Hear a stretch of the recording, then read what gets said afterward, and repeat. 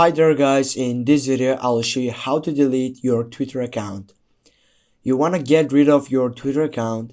You might want to delete your account for any number of reasons. For example, you don't want to use the platform anymore, you don't want to start an account from fresh, or you're closing down a business account. Depending on your reasons for deleting your account, you might want to get things done as quickly as possible.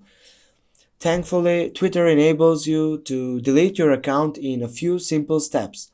While there is a 30-day deactivation period, your account will no longer be visible during this time for the most part.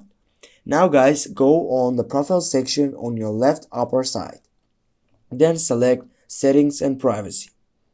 After that, select the first section, Your Account. Go again on Deactivate Account on the last section.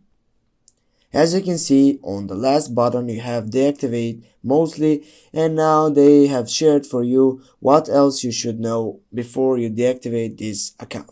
Go and deactivate, and now you need to enter your password and you're done. Thanks guys for watching. Don't forget to hit that like and share the video, and see you soon.